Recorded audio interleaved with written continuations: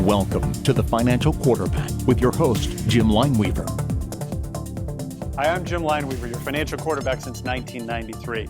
Today's show is designed to help you coordinate your financial, tax, legal, and insurance to help save you time, money, and worry. Today's focus is keeping it all in the family, and we have special guest Mike Solomon with us. Hi, Jim. He's a partner with the Solomon, Steiner, and Peck law firm. He has over 30 years of experience.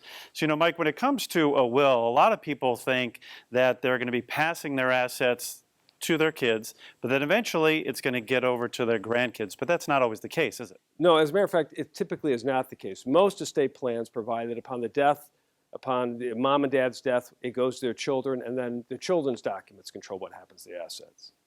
But unfortunately, I guess that may be getting into some in-laws or other people inheriting the money. So if you don't want that to take place, what do you need to do? Well, what we recommend is we call it a bloodline trust. Let me give you an example. Let's say mom and dad pass away, they have one child, they bequeath $500,000 to their son.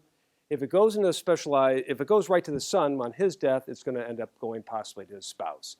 But with a bloodline trust, the money stays in the trust, and then it's controlled and protected, but on the death of the son, it then automatically goes to the grandchildren. Well, and let's say you also had a child that might not be financially responsible or too young.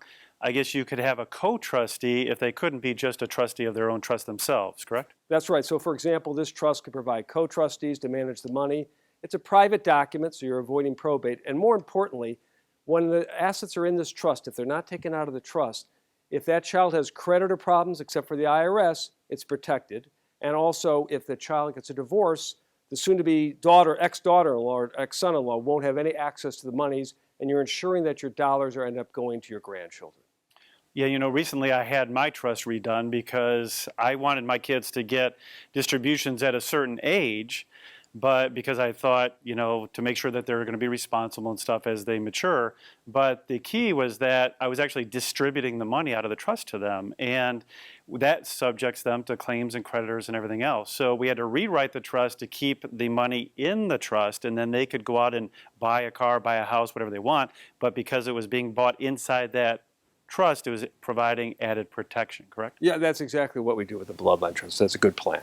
As you can see, getting all your legal documents in order and having a good, solid estate plan can be very complicated. This is why it's so important to coordinate your financial, tax, legal, and insurance with a team of professionals. And that's what this show is designed to help you with. Thanks for joining us, and stay tuned to the Chris Wallace Show coming up next.